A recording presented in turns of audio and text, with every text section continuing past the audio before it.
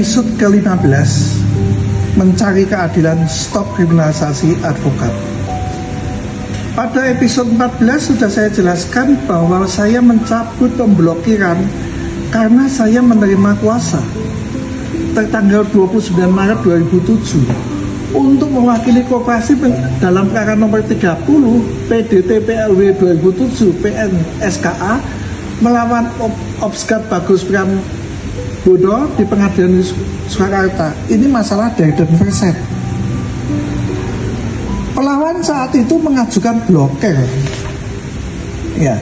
Kemudian gugatan ini berlanjut sampai Mahkamah Agung, sampai putusan inkrah, dinyatakan gugatan tidak diterima. Berdasarkan itu, pada tanggal 21 Maret 2017, saya menulis surat pada Badan Pertanahan Banyumas dengan dilampiri putusan dengan dikatakan berdasarkan surat kuasa khusus diberikan koperasi, saya mohon kiranya dapat dicabut pemblokiran.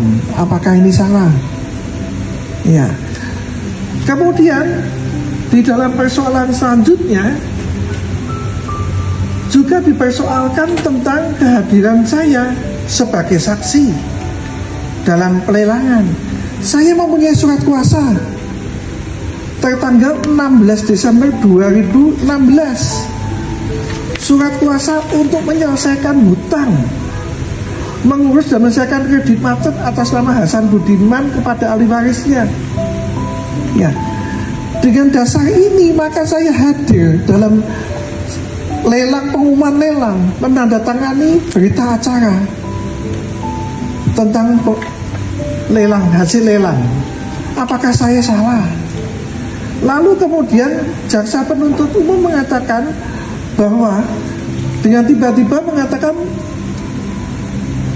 bahwa saya menerima uang 190 juta tanpa mengungkapkan lebih lanjut uang itu dari mana. Itu adalah uang saya, uang simpanan saya di koperasi yang saat ini belum cair, dan saya percaya jaksa tidak bisa membuktikan saya terima uang ini. Ya, karena di dalam bukti-bukti yang dilemparkan oleh penyidik di dalam pra-peradilan tidak ada. Itu yang tentang masalah kehadiran saya. Lalu tentang masalah saya sebagai pendiri koperasi. Saya memang satu di antara 25 pendiri koperasi.